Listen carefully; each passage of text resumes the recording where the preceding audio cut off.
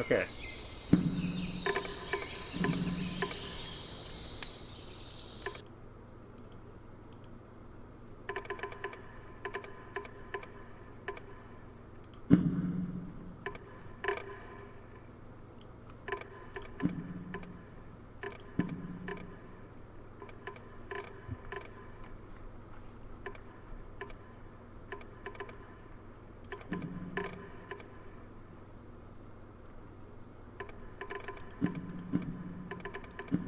Oh god, let's stop. God, fucking crashed.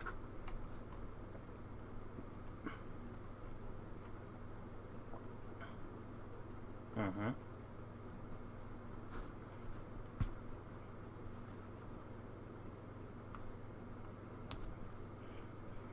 Hi there. Thank you Hi. very much for playing The Beginner's Guide. My name is Davey Reedon.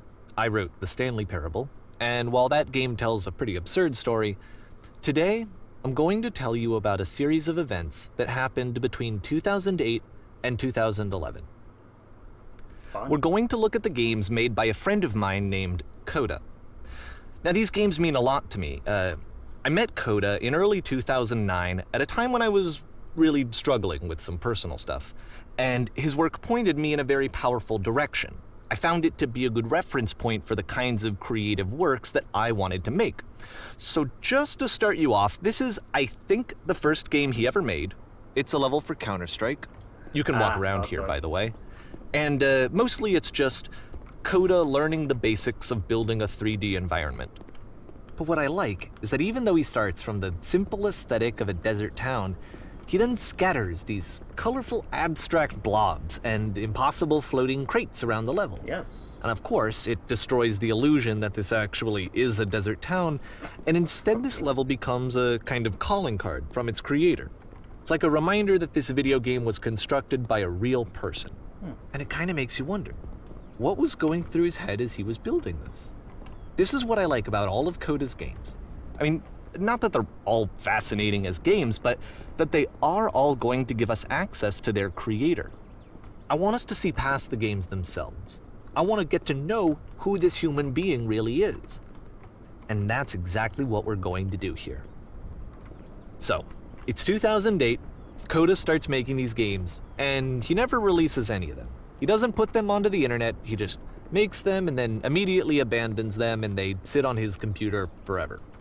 And I think he really understood this image of himself as a recluse. At one point, he jokingly renamed his computer's recycling bin to Important Games Folder.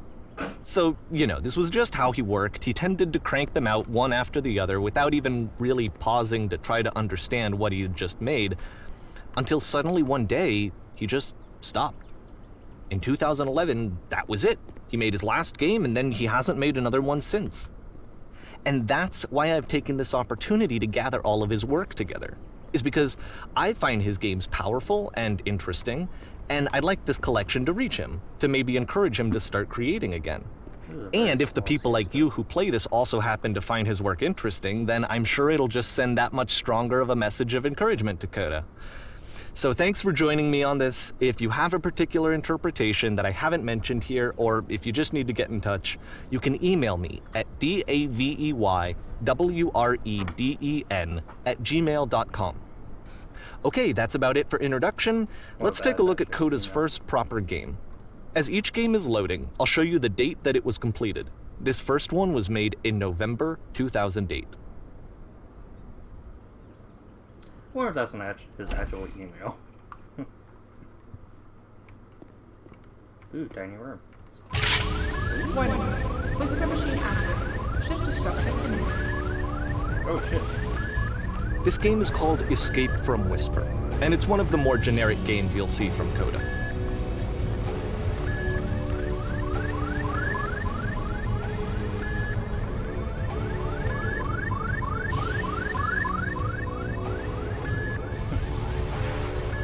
Security call breached. Hostile alien life form inbound. Hey dude. It kinda looks like this game was abandoned mid-development. Yeah. For instance, you have this gun, which you'd think would indicate that there are supposed to be monsters or enemies somewhere, but then clearly there are no enemies anywhere. You can't even reload the gun when you run out of bullets. Just found that out. But ultimately, we don't really know. Maybe Coda thought that actually it was complete the way that it is. And I think that we should talk about his games for what they are, rather than for what they're not. Enemy force neutralized. Begin shield evacuation. I love how you can see the bottom of the universe from this room. Oh my god.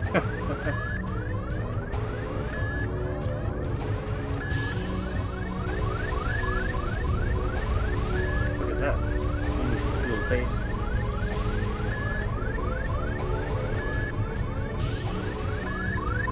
Oh.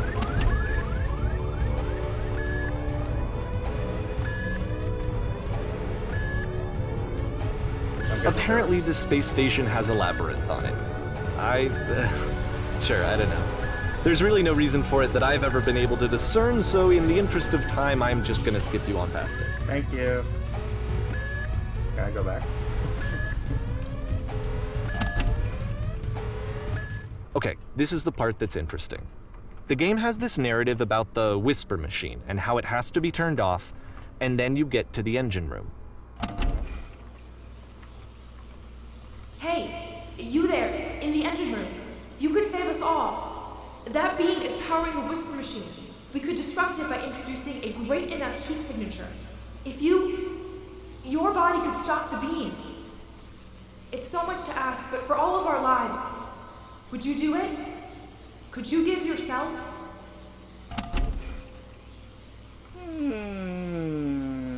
Maybe.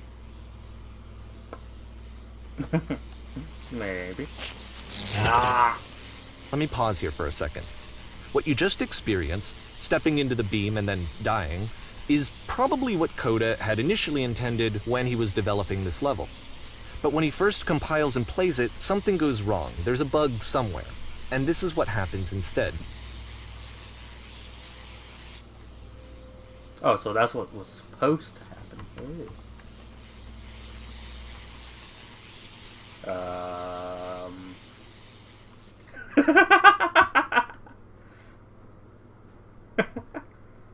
The beam causes you to start floating. Whee. And this is an important moment for him. Because yes, this is technically a glitch, but Coda identifies something human about it. Like how small it makes you feel in the face of this larger chaotic system. Or this floating could be the afterlife, a peaceful place, juxtaposed against all of the hysteria that you've just had to traverse. I don't even know. I have no idea what he was thinking, but what's clear is that after making this, something lodges itself in his brain. He wants to do more of these really weird and experimental designs. So he stops work on this and moves on to a stream of tiny little games that go in all sorts of directions. Let's go ahead and take a look at the first game he made after leaving this one behind. Okay. Still November? Yep. In this game, you can only walk backwards. Oh, that is such a neat mechanic. Oh, wow. Can I fall to it now? Huh.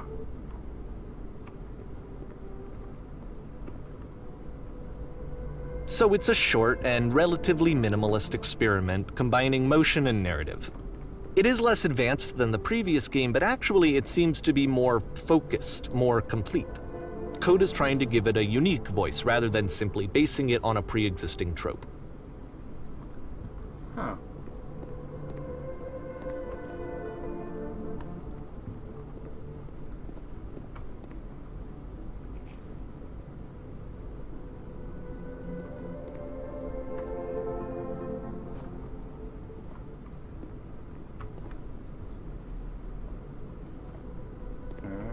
It's a short little thought, it says what it wants to say, and then it ends.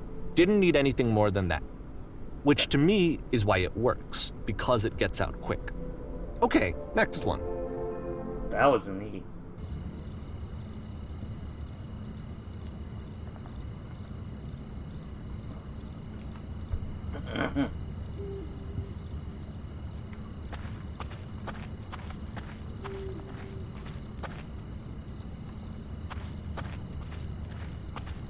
The Twilight Zone? And that's it. Okay, the meaning of this game won't be clear just yet. Please be patient with me for a few more games, and I promise you'll see what makes it interesting. Oh, I thought I was just entering Twilight Zone. Oftentimes, Coda would put bizarre titles like this one at the start of his games. Whoa. I wish I'd known him at the time that he was making these early games. He would really only talk to me about his work as he was making it. Once he stopped work on a game, like, that was it. It was dead to him. And I don't agree with that at all, but what are you gonna do? Sounds like he's got a bit of an ADHD like me. Once you've been slowed to an absolute crawl, the door at the top of the stairs opens.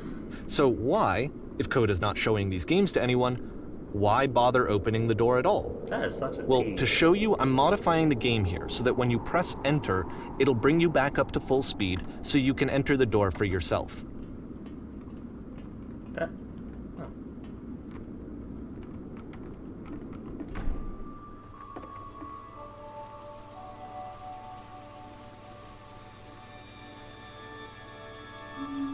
What? Is A this... room that's warm and nice and filled with little ideas for games. That is... Coda would often tell me that he didn't mind if people thought of him as cold or distant. He said that he knew that he was actually a vibrant and compassionate person, but that it takes time to really see that. It can be a very slow climb to get there.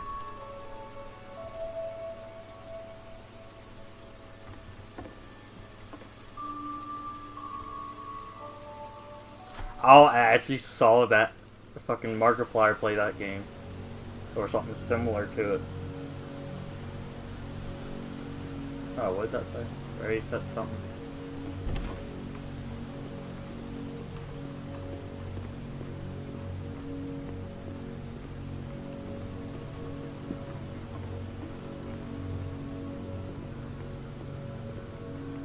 Well, this is new for Coda. It's an actual puzzle. Go ahead and see if you can solve it. Solved. Oh, never mind.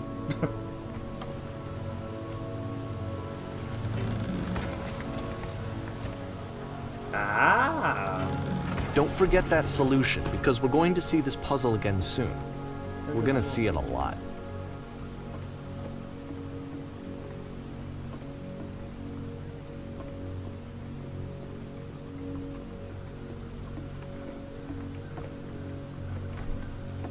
So that seems to be it, right?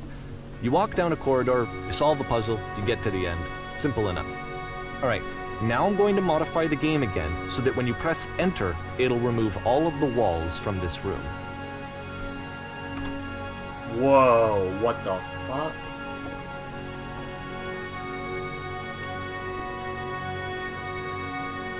How about that? There was more to it than we had any way of knowing. I actually find it funny that this game comes after the Stairs game, since they essentially convey the opposite idea. So, in the Stairs game, a dull exterior concealed a rich interior. And then, in this level, a dull interior hides this fantastic outer world. Either way, I think that the point is the same, is that most of the time you don't get to know what you're missing, or even that you're missing anything. That's not your role as a player. So if your role here is not to understand, then what is it? It looks like fucking... It looks like you have a fucking X-ray mod for Minecraft. Oh, this one again? Are we actually going to get into Twilight Aha! Zone? So, this, combined with the entering game from earlier, tells us that Coda believes his games are connected somehow. It could even be that the Stairs game and the puzzle game are literally connected in between this and the entering game. There's a bigger picture that all of his games are meant to play a role in, some larger meaning that we won't be able to grasp until we've seen all of them. And once we have, we can step back and start to understand what exactly that bigger picture is.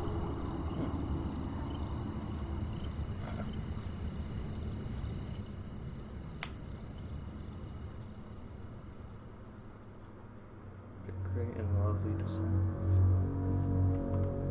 Ooh, you could go house. Actually, that's not very little. Let's talk about video game development for a second. Yay! Every video game runs on what's called an engine, which determines what the game can and cannot do. So in other words, the engine is a set of tools for game development. Oh, fuck off. To make all of these games, Coda is using an engine called Source. Like all engines, Source has certain things that it does well, and it has certain things that it does poorly. One of the things that it does very well is boxy linear corridors. That's why so many of Coda's games are set in these large, flat, empty rooms, is just because he's working with what the engine does well. The tools available to the creator shape what kinds of creative work they're going to end up making. You might consider paying attention to the architecture in Coda's games to notice how they seem to stem from an engine that's very good at producing linear, boxy corridors. Yeah, I can tell it's Source because of how you jump as well. Unless this was made in a different engine. Oh, there's a door open.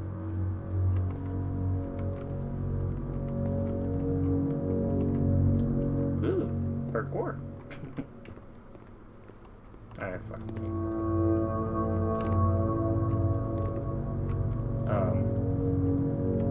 Can I just fall? Oh, I don't like that. Oof. Oh, God damn it. Oh. Ooh. It's like fucking Tony Stark's lab.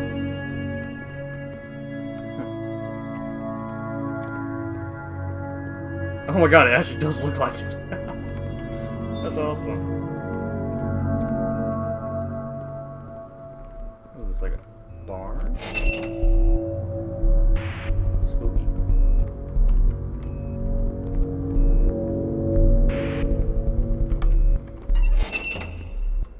Bruh.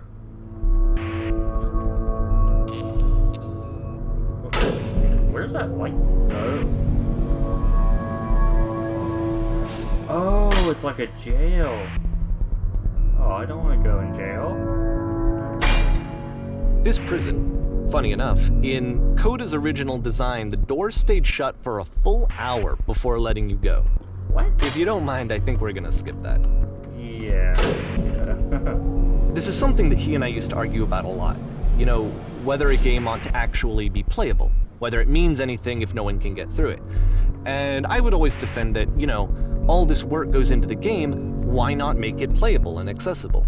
And so we just got into heated arguments over it, and there was one time that after one of these conversations, he went home, and a day or two later, he sent me a zip file entitled Playable Games that was full of hundreds of individual games, each of which was just an empty box that you walked around in and nothing else.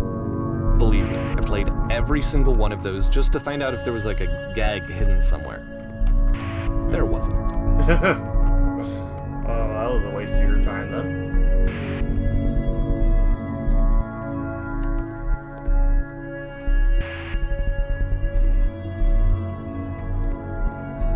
There's those little holes again. Is that like his little, just his signature? It's the puzzle again, with the exact same solution as the last time. Same fog and all. There's still no clear indication of what makes this puzzle so special that Coda is going to return to it over and over. But I promise I'll share with you my interpretation very shortly. Just a singular large cloud.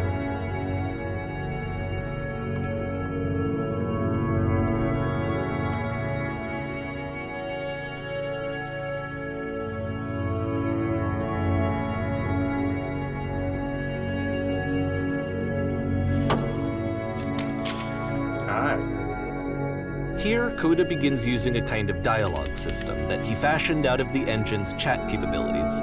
Use the 1, 2, 3 buttons on your keyboard to respond.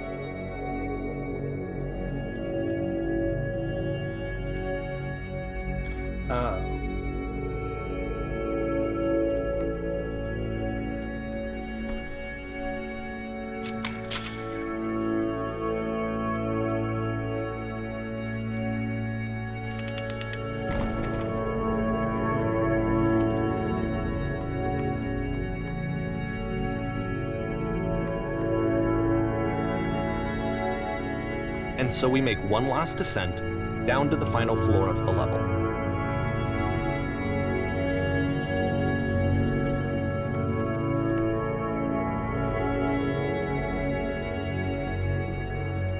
Darkness.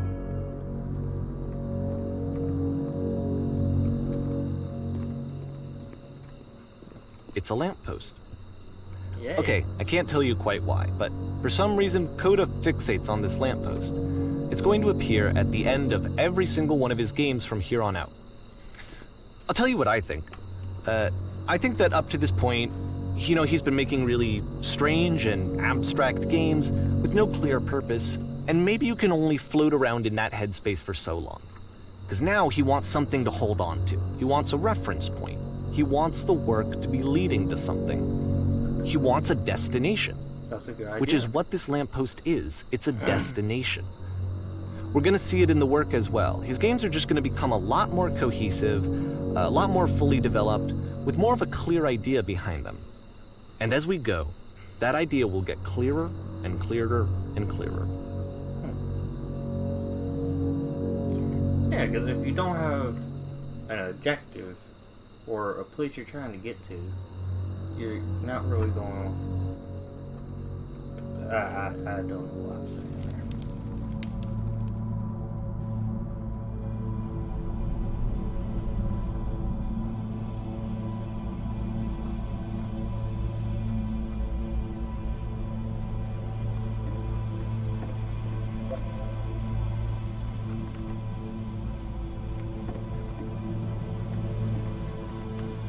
So first off, I'm sure you can deduce this, but this game is not connected to the internet.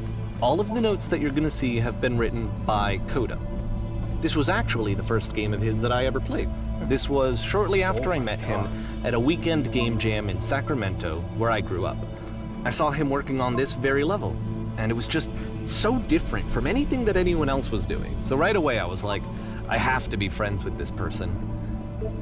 In retrospect, I think I was probably a bit too pushy, trying to get his attention. I was over-enthusiastic. But he was very gracious about it and very patient with me. and I cooled off eventually. Oh, feel free to skip over any of these notes if they're not doing anything for you. Nothing extra is going to happen if you read all of them. Either way, to me they convey a sense of loneliness. I see this person who's filled with thoughts and feelings and beliefs and has no way to express them except as scattered and unheard voices in a game that wasn't meant to be played.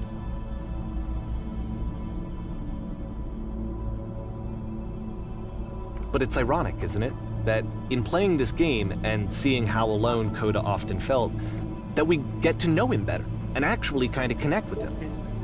And I have to be honest with you, this idea is really seductive to me. That I could just play someone's game and see the voices in their head and get to know them better and have to do less of the messy in-person socializing. I could just get to know you through your work. I think this is why I always liked Coda's games so much, is because it felt like they let me have that connection. I felt as though he was inviting me personally into his world. And then I feel less lonely too.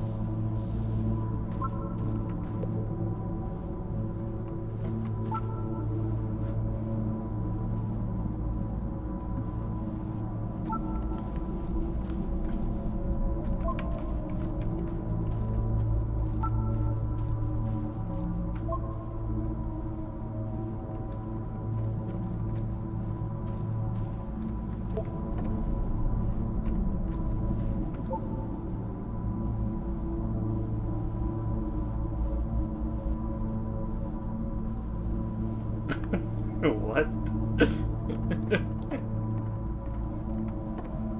Oh my god, does it?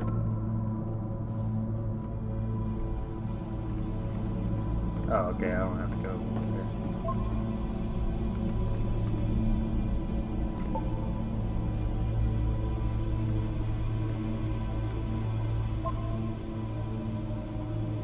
there. Then fucking go.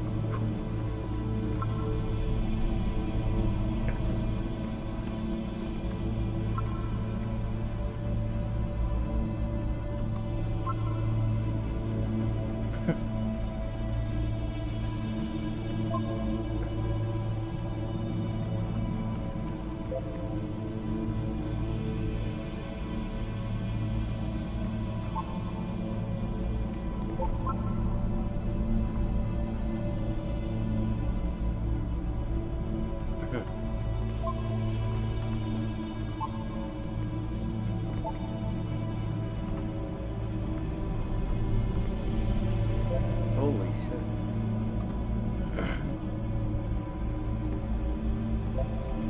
Okay, I'm just gonna skip all of these.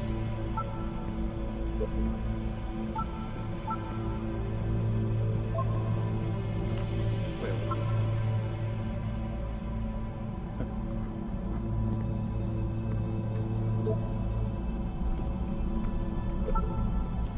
Why does this remind me of VR chat?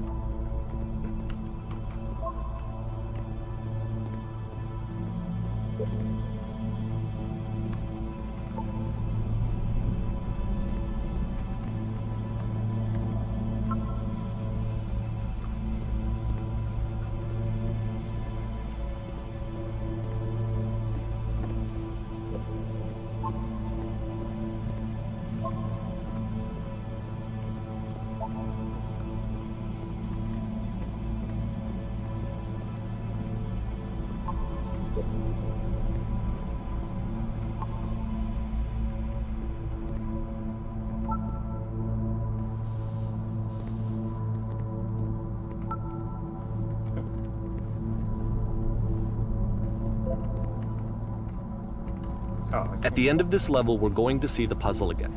And here, I'll tell you what I think the puzzle means. Each of these games represents an idea that was on Coda's mind at the time that he was making it. And the puzzle is a way of closing the door on a previous chapter of his life before moving on to the next one. In each of his games, after exploring a theme that, he might find difficult, Coda can then place this puzzle that he knows has a reliable solution, he understands exactly how it works, and so it gives him a simple mechanism for moving on. And And because there's this dark area between the doors, a space between spaces, before you move on, you get to pause. Just for a moment, a few seconds to reflect on and let go of the events that led you here. To step back and connect the pieces together. To grasp at that elusive bigger picture.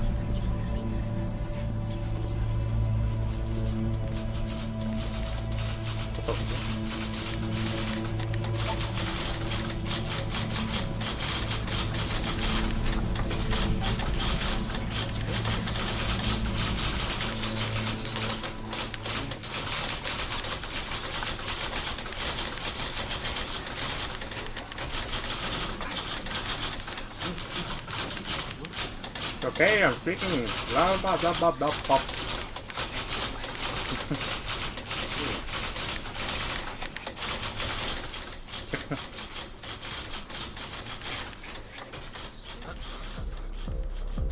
Oh, God. Okay, this one is tough.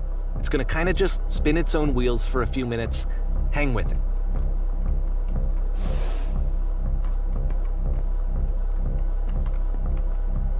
Is this shit gonna get me a strike if I post this?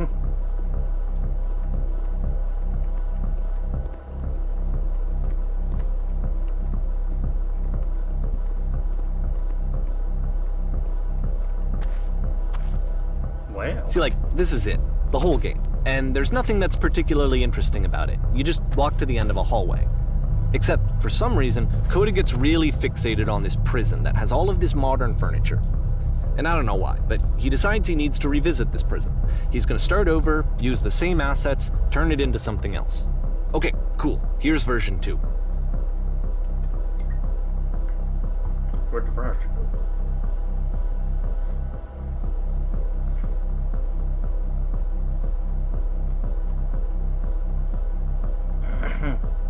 Put a giant hole in the ground. That's not a hole, but okay.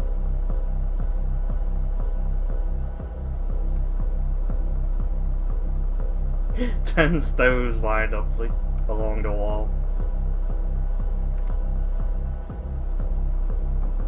Those aren't 10 stoves.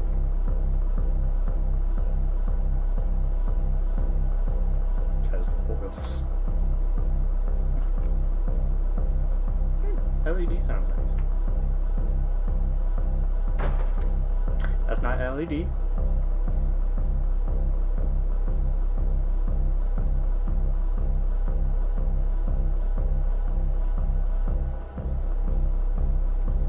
Dude.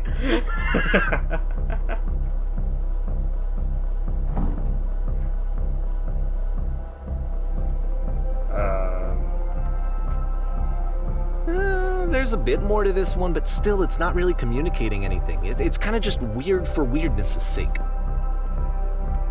Yes, very weird. So, okay, he throws it out and starts over. This time he comes at the prison idea from a different direction.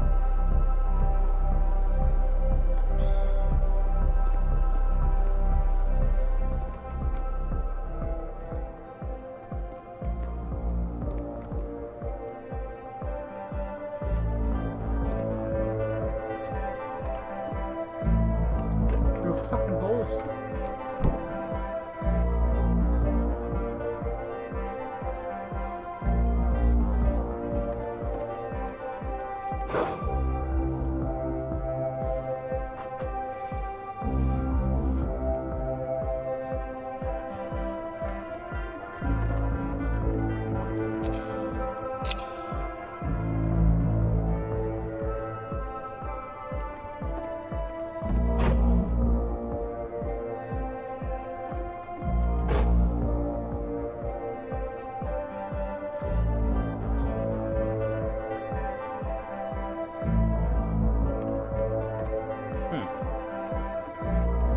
That makes no sense.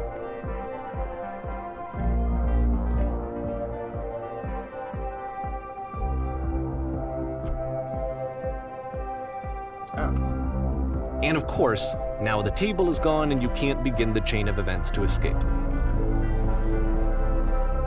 Here's a version where there are no bars, but you can't actually get to the well. And then a version where the inside of the prison is the outside and the outside is the inside. Wait, what? Let me just blink you real quick through a few more of these. I mean, he really unloaded on this prison idea. There's nearly a dozen of them. Personally, I think it's awful to watch this, to see a person basically unraveling through their work. And for what? Like, at what point do you just go, maybe there are game ideas other than this prison that I could be working on? But Coda doesn't have that voice telling you to stop, that particular mechanism of defense against yourself. Without it, you just spiral. And so he keeps going and going and going and going and going, and then he hits on something. And he likes it. And that's it. He's done. He stops making prisons. This is the very last version of the prison game that he created. And the reason I think it works is that the prison is not actually in it.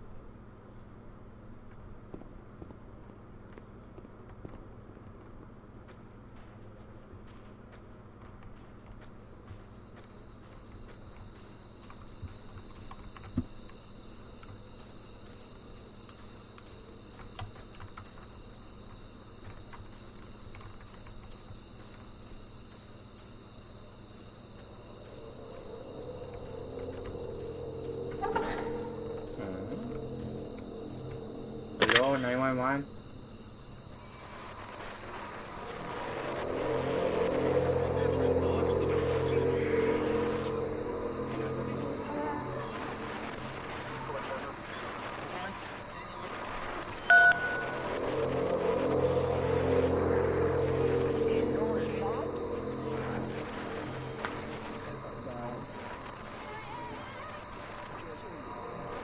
It's a conversation.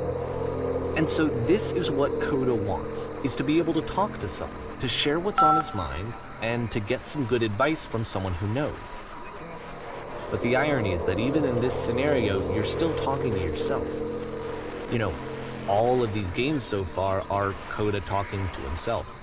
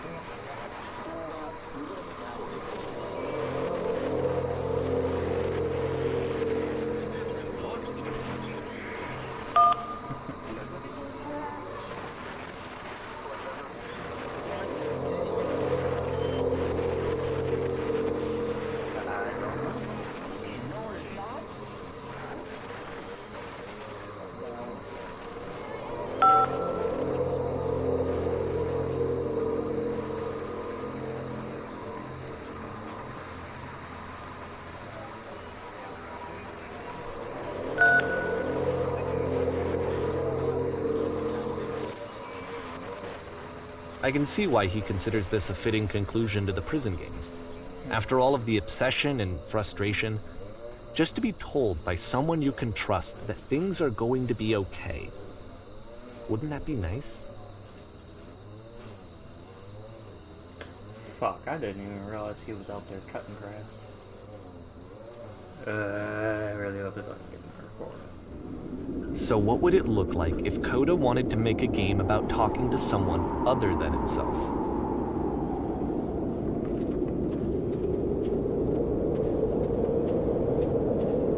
To me, this environment is meant to represent Coda's puzzle, with the two doors on either side and a dark transitional space between.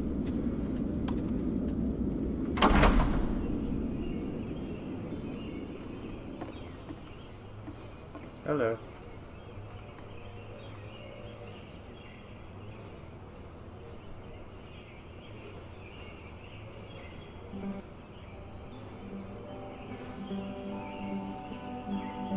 You'll notice that the quality of the art is a step up from previous games, including this new and improved chat system, which he started using from this point on. From here on out, he begins putting much more effort into the visual polish of his work, and this particular game took 2 months to create as a result.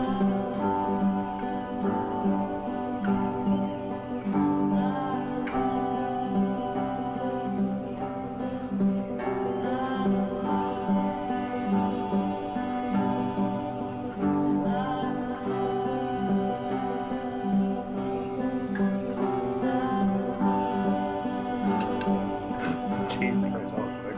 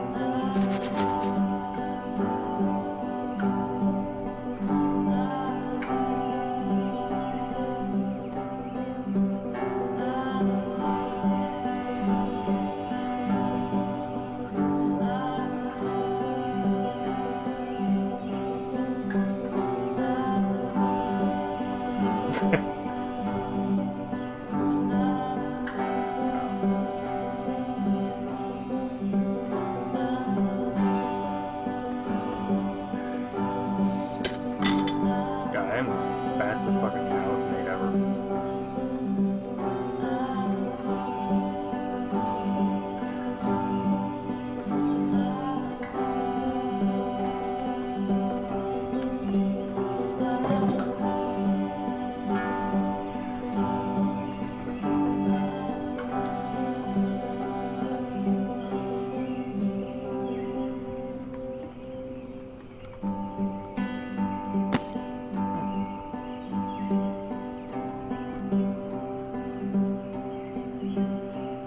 After the intense set of prison games, this house cleaning level almost feels like cleansing. It's the moment after a particularly difficult or traumatic experience where you just need to let it sit and digest inside of you, and eventually cohere into something meaningful.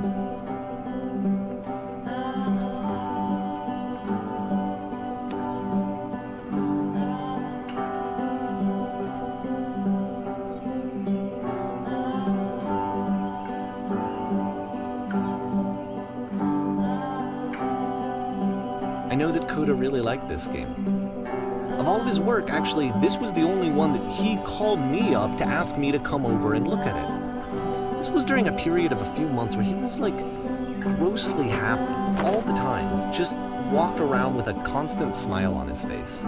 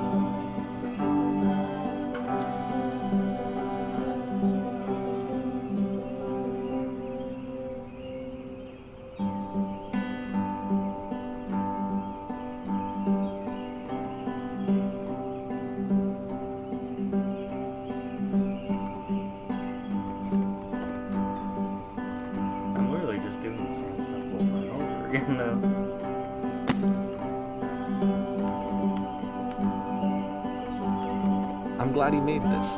I'm glad he found some peace.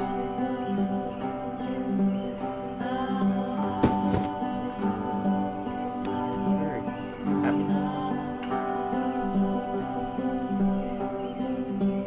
But, of course, it can't last. Aww. The music stops, your companion is gone, it's time to leave. The door at the top of the hill is now open as well. Again, you can't stay in the dark space for too long. You just can't. You have to keep moving. It's how you stay alive.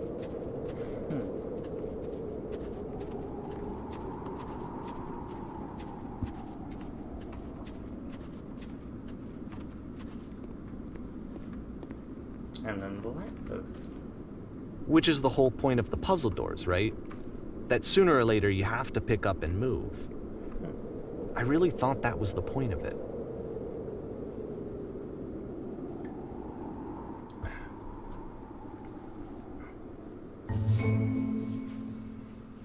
This one gets a bit goofy.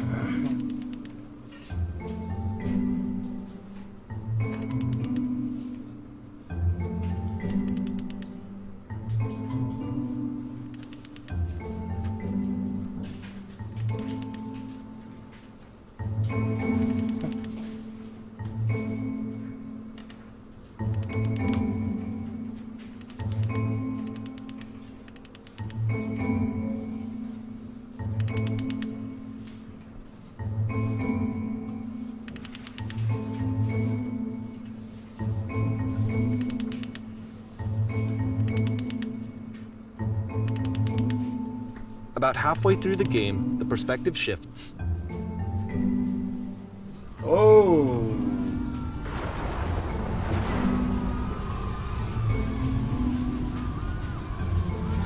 Hi. And you play as the teacher. And suddenly, you discover that your teacher is just as bigoted and afraid as you are. Oh, and also you can move around the classroom now. Oh.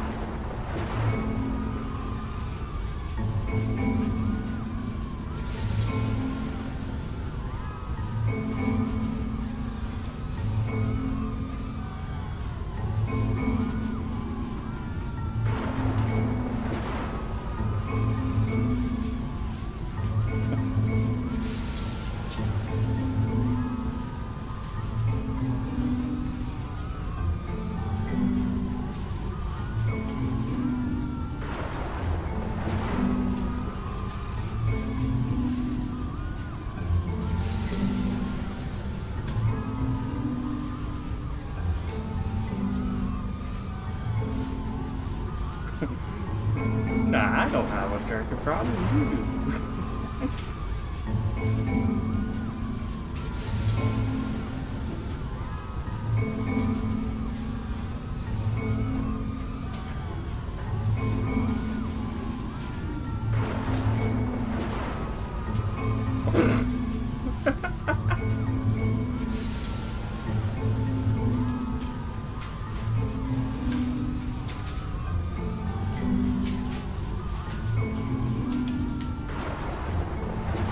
Yes, please.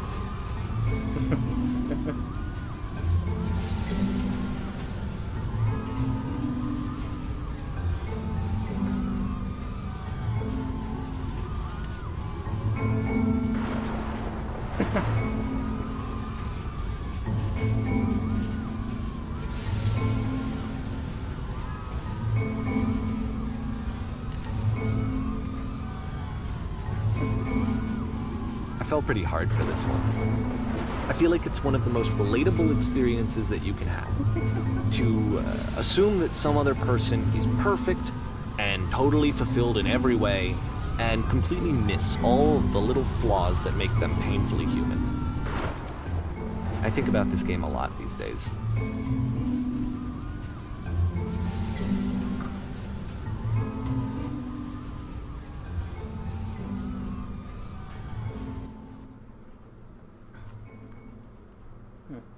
This one took a lot longer than all the others for Coda to make. It was 4 months between this and the last one. That's twice as long as it took him to make any other game before this, and it's not like it's particularly complex, so I remember I found that a little strange at the time.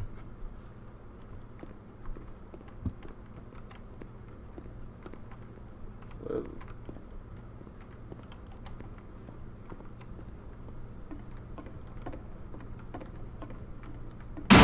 Jesus fucking hell! Oh my god. Huh.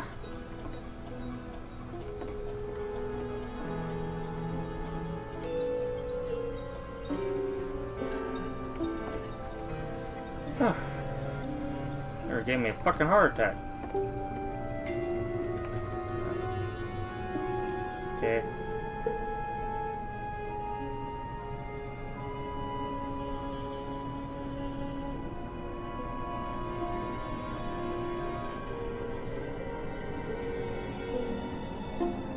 Hi.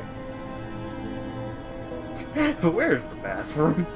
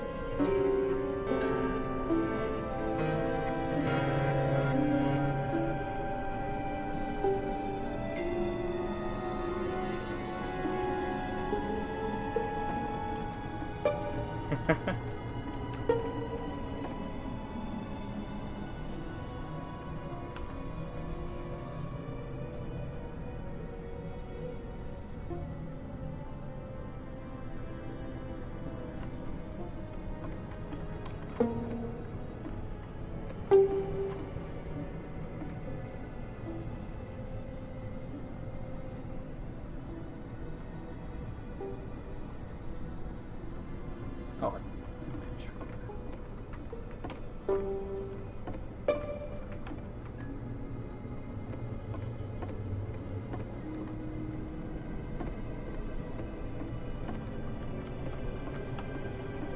Okay.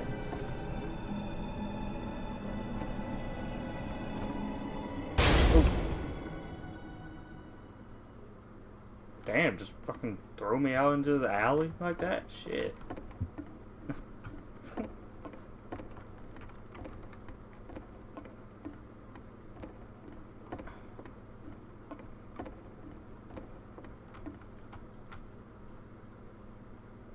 Ah.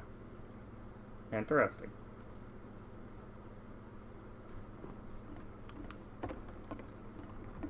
So, what now? Do I just take the walk of shame? The game ends with this eerie premonition of what's going to happen next in Coda's life. The solution to social anxiety, to fears of having to perform and having to chase success, the answer for Coda is to withdraw, to hide himself away. Which is what leads to scenarios like the stairs that slowed you down several games ago, where it just becomes harder and harder to access Coda's inner landscape because he keeps retreating. He just keeps backing away from possible connections to anyone other than himself. And to be honest, I didn't consider it very healthy when I first played this game. You know, it looked to me like he was trying to justify the idea of just disconnecting yourself from the world. And that wasn't what I wanted for him or for his games. Because I feel like a lot of his games are inviting me to connect with this person, to bring him closer. But what can you do? After this, Coda went off and took another 5 months to make a new game.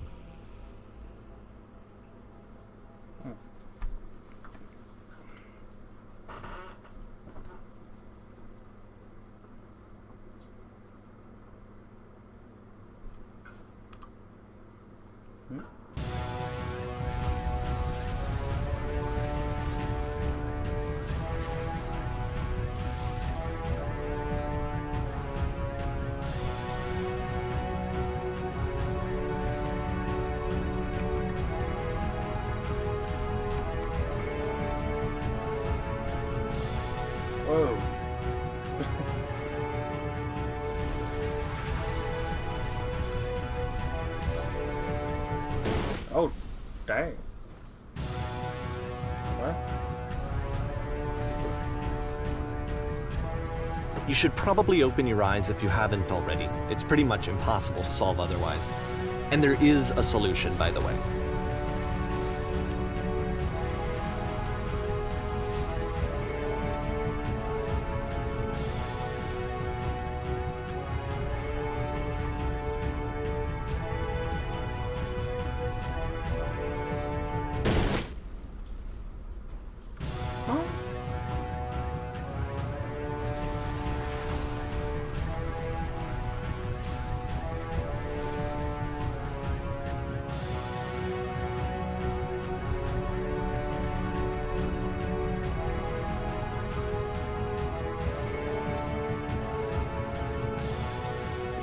Holes?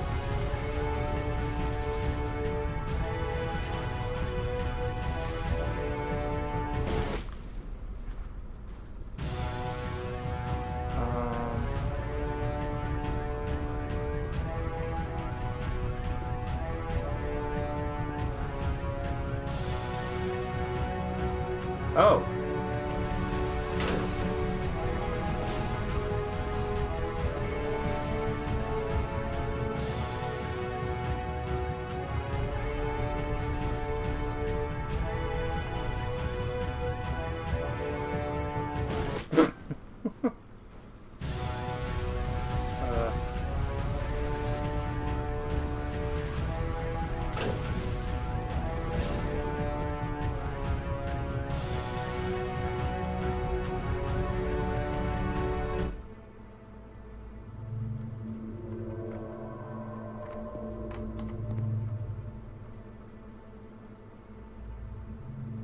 Like I said, I was getting concerned. First off, he's never been this explicit in his work about exactly what he's thinking. So where's that coming from? But then even weirder, his work has potentially stopped being an outlet for him. Not like he's having trouble iterating on ideas, but he literally just can't think of new ideas anymore. And in person, he was being a lot more distant than usual. Like, you know how sometimes a person will just deflect anything that you say in order to keep themselves disconnected all the time? It was that kind of thing. Here was the point in my relationship with Coda where I really started to wonder if he needed my help in some way. His games are going to get more desperate from here on out. After this game, it's almost 6 months before he finishes something new.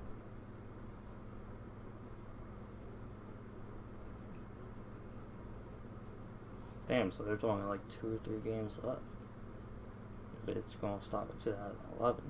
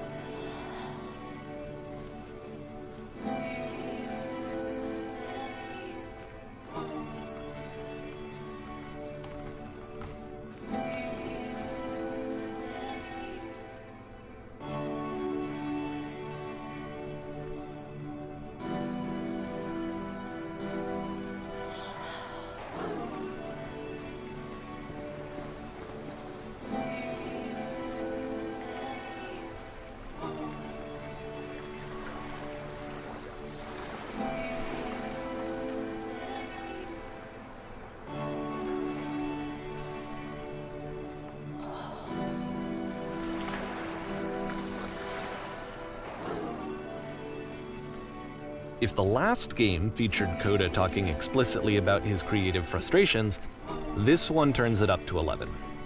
Now, put yourself in my shoes playing this. Here's a friend whose work is exhibiting signs of struggle, frustration, anxiety, depression, even. And yet, still, he keeps making games. He keeps throwing himself into the grinder even when he clearly doesn't have the energy for it anymore. Why? What is it for?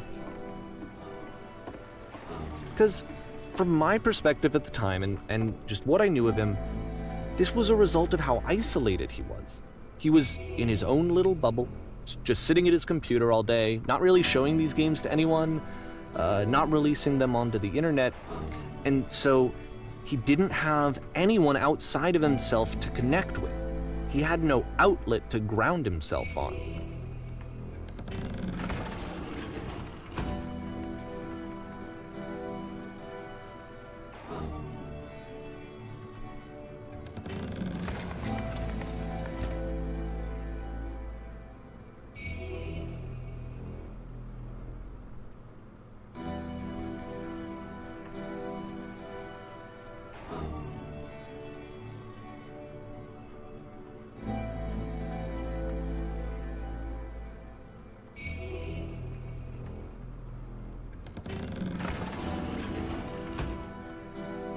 You can't talk yourself out of loneliness. It doesn't work that way. You can't be the one writing both the questions and the answers. Then there's no movement. Then there's no circulation. If all of your anxieties are being channeled into your work, then if the work ever fails, you have no backup and you're just going to crash.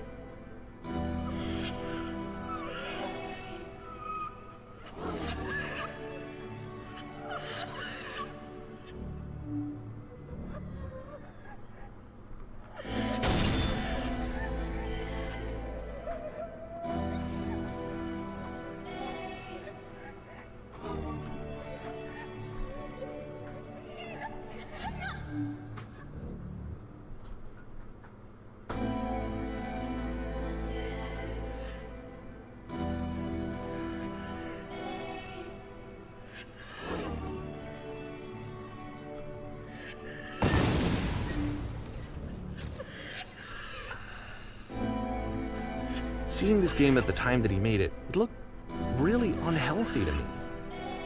I was watching him do this to himself, and I hated it. I hated seeing him so trapped. It's like, video games are not worth this amount of suffering. This is someone I really cared about, and I used to get so much joy out of seeing him create. For him to suddenly become angry and frustrated like this, it was the worst thing for me.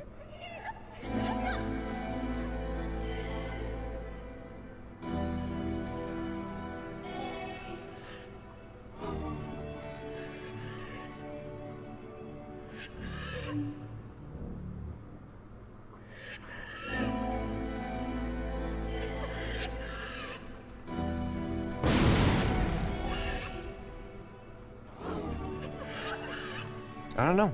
This is what I felt at the time. I don't know how else to explain it. I wanted it to stop more than anything. It never felt so rotten. I needed more than I had ever needed anything for this to stop.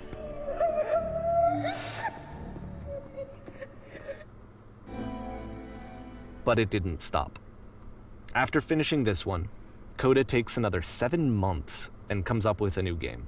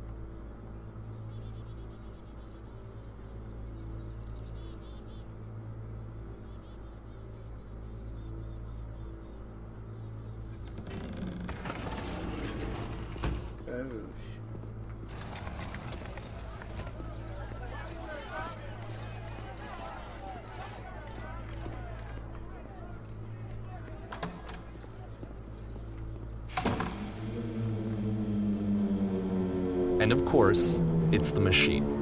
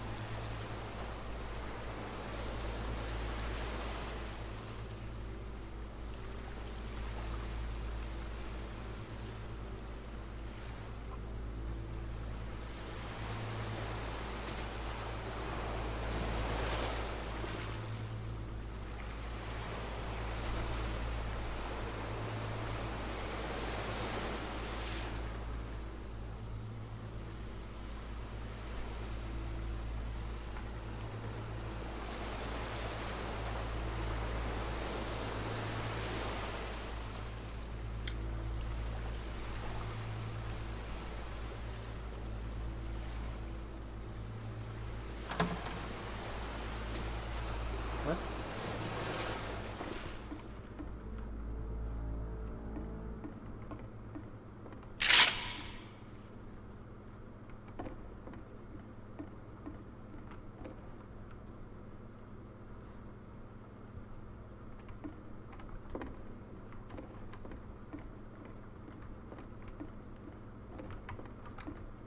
Remember, you can click to fire the gun.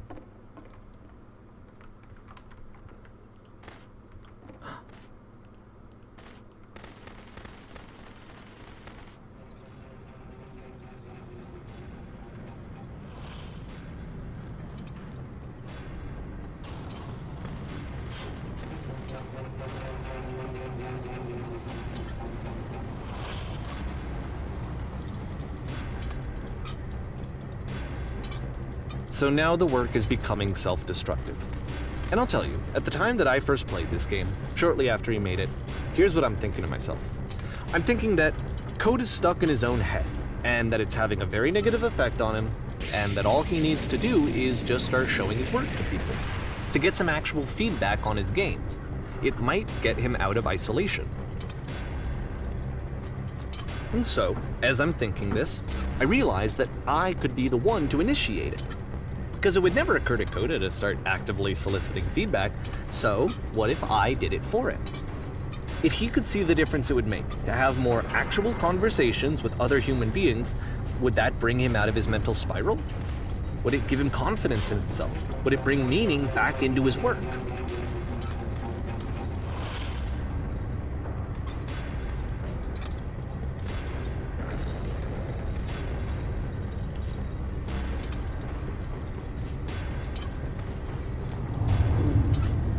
So I started showing Coda's work to people. I took this one, and the islands which you just played, the theater, the notes, the house cleaning game, and some of the prison escape games. I brought them to people that I knew and trusted. I asked their opinions. And the great part is that they really loved his games.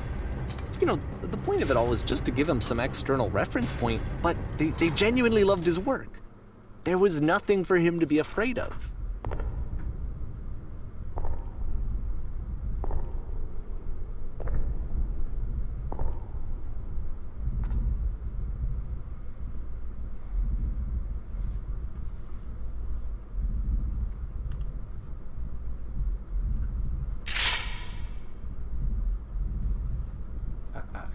control it. No. Can you see why I felt like this was the right thing to do? Because it's the thing that I always feel like I need, to be told that my work is good, that I am good. When someone really connects with a thing that I've made, when they see themselves purely in my work, there's nothing that feels better. And I got to give that very same feeling to my friend.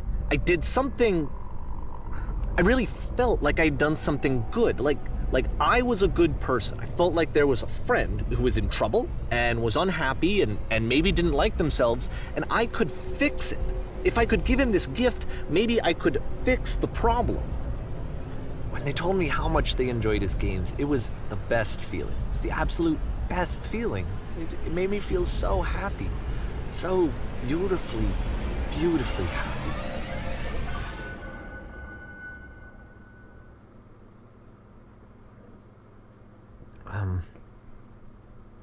So anyway, Coda finishes this game, and then really he just kind of takes off for a while. So this is June of 2011, and I didn't hear anything from him for several weeks, I guess. And so out of nowhere, one day I get an email, and it's got a private link to a new game of Coda's.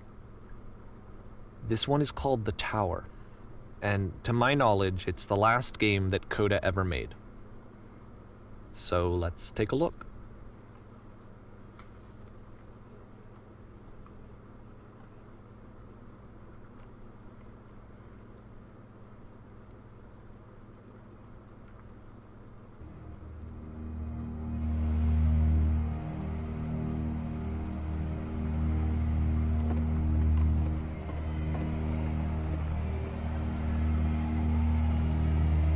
And this is where I have trouble saying anything meaningful about Coda's work.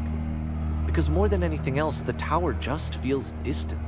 It feels like it's trying to distance itself from the world. It's a very cold game.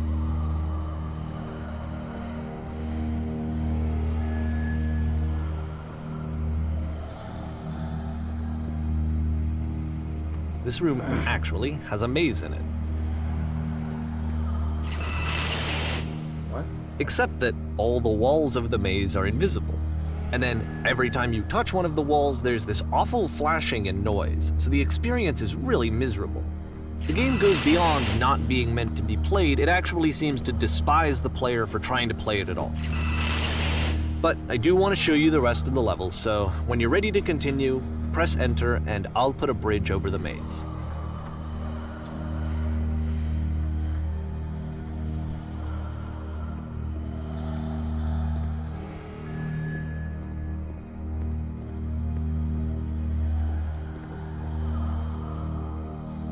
Why does this remind me of Dumb And to be Dad? fair, it's not like this is the first game that's needed some modification to be playable. Like the house cleaning game. You know, that one used to actually loop the cleaning chores and you just cleaned a house forever. I had to cut it off so that you could exit the house and the game would actually end. But that game had an idea that it was actually trying to communicate. What's the deeper idea behind the invisible maze? The only way past this challenge is to randomly guess the 6-digit code. Like the invisible maze, it's frustrating to me, because it's the opposite of everything else that Coda has made. It doesn't encourage thought or engagement. It doesn't ask anything of me, except a lot of my time. If I could have reached him during this time, then maybe I could have asked him, but I couldn't. I still don't really understand why this is here. I'll put the code on the ground for you here, though, so that we can move on.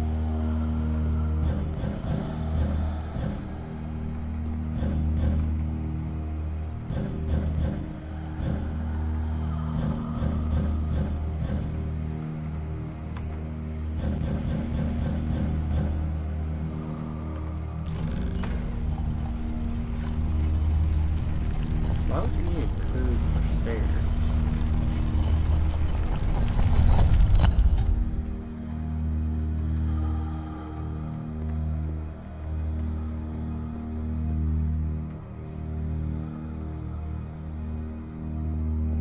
The switch to open this door is actually on the other side of the door, meaning that it's literally impossible to solve from this side. So even if you somehow brute forced your way through the first 2 challenges and you got to this point, there's actually just no way to progress. And it's scary for me, the idea of Coda cutting himself off entirely, just saying, that's it, that's the end of the conversation, not giving me any way to fix the problem. I feel like a failure, I guess, when I can't fix the problem. But I can open this door for you, so let me do that.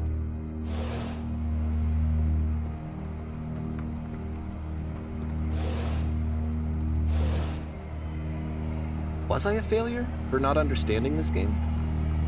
I mean, I don't know why I would be. It's not like everything needs to have a solution, but I feel it somehow. I feel like I failed, and I don't understand why. I remember, it's June of 2011. I'm playing this for the very first time, and as I'm playing, I'm thinking to myself, I don't know this person. I have no idea who this person is. It wasn't the guy I knew, it wasn't my friend.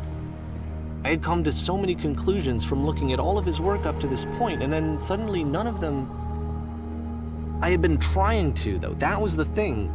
For years I was trying to get to know him, to understand who he actually was and what he stood for. I asked him so many times to please just tell me what his games mean to him. I asked him please to tell me what the 3 dots mean. And he wouldn't.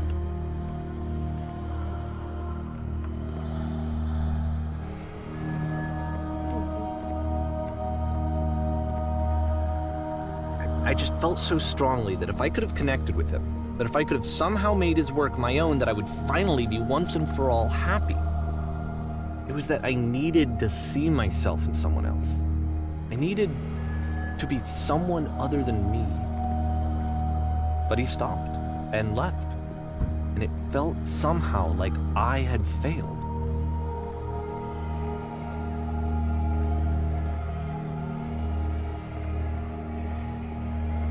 Where did I screw up?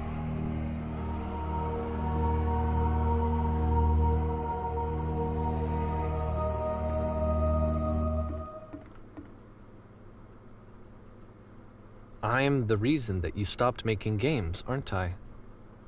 It's because of what I did. I poisoned it for you.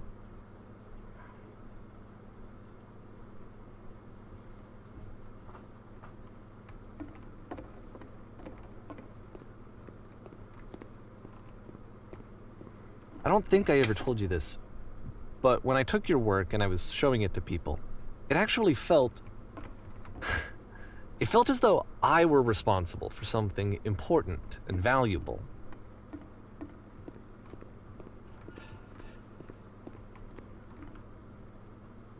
And the people who played them, they treated me like I was important. They really listened and cared about what I had to say. Even though I was showing your work, I felt good about myself. Finally. For a moment, while I had that, I liked myself.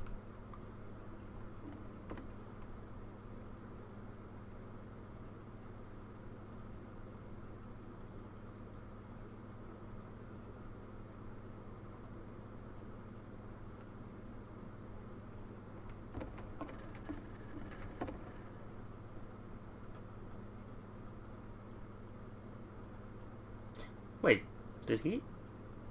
What? So who added? So he added the lamppost? But he said the other guy was. And then you stopped, and I didn't have anything left to show people. I just had to be with myself. And as soon as that happened, there was no feeling at all. Nothing. Less than nothing. What does that mean?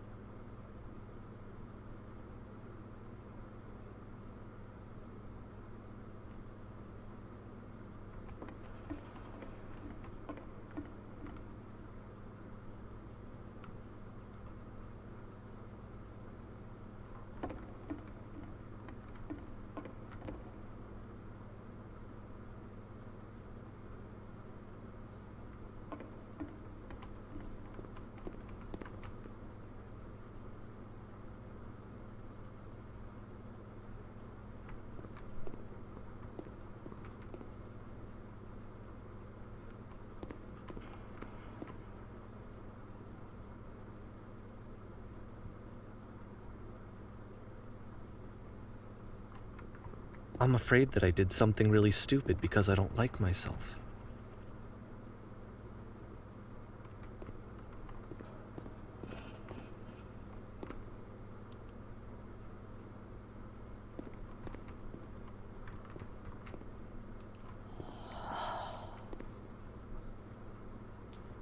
That's why I'm releasing this collection of your work, is because I haven't been able to find any other way to reach you.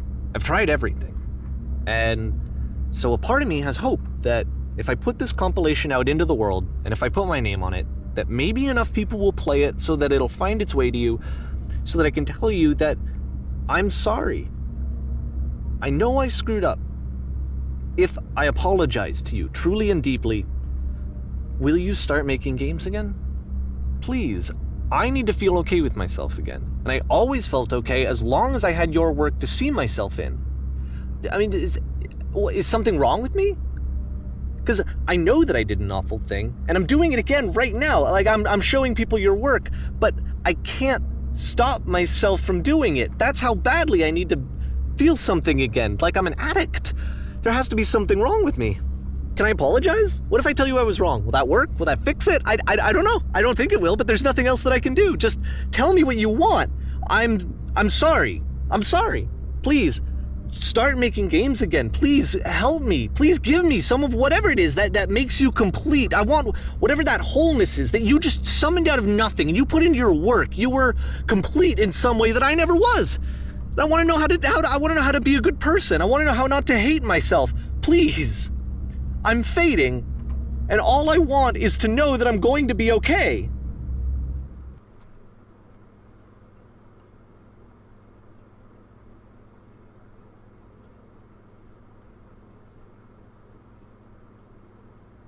Is that it? It's... Oh.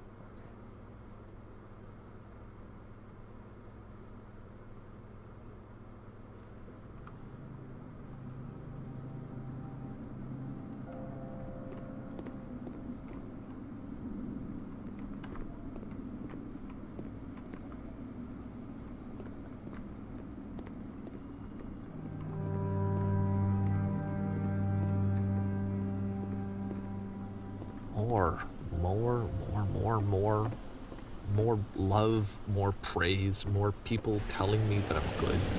Always more. It's like a disease.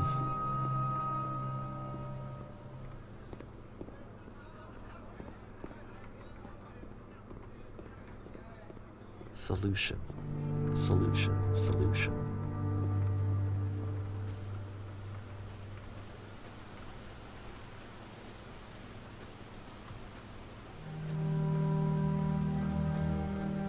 I guess if someone had told me ahead of time that he just really enjoyed making prison games, maybe I wouldn't have thought he was so desperate. I wouldn't have told so many people that he was depressed. Maybe he just likes making prisons.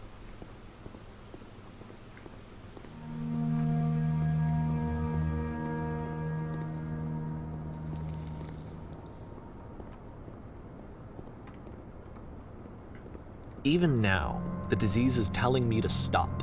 Don't show people what a shitty person you are. They'll hate you.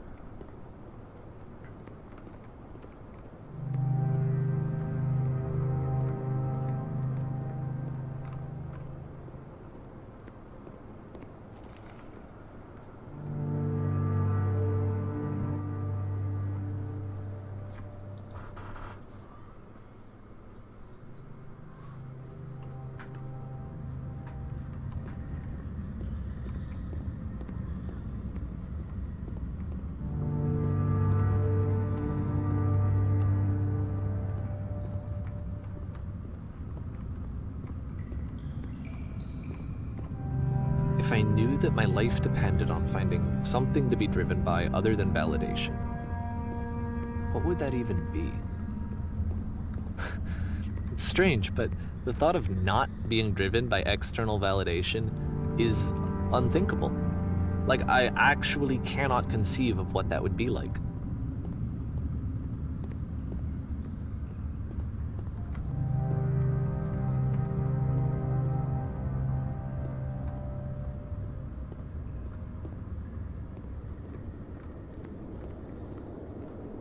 What now?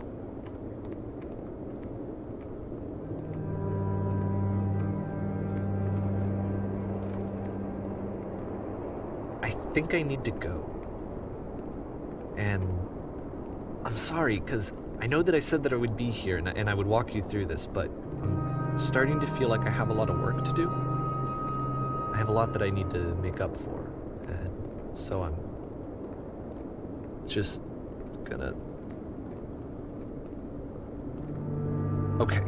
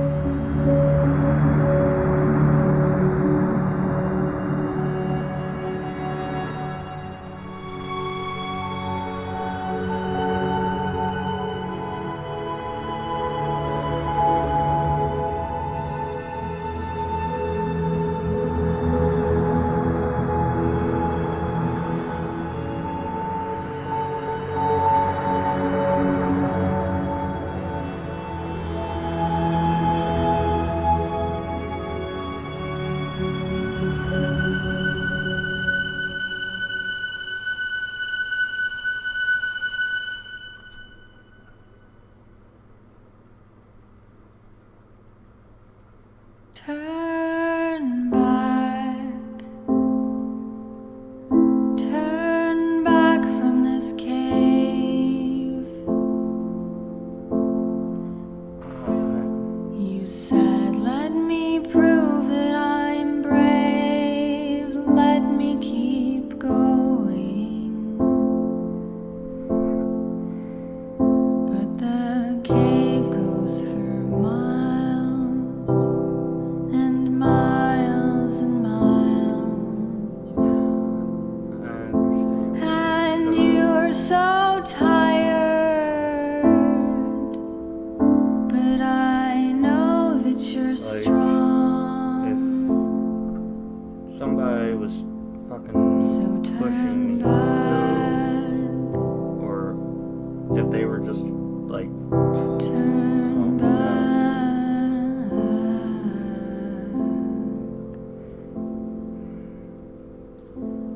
But then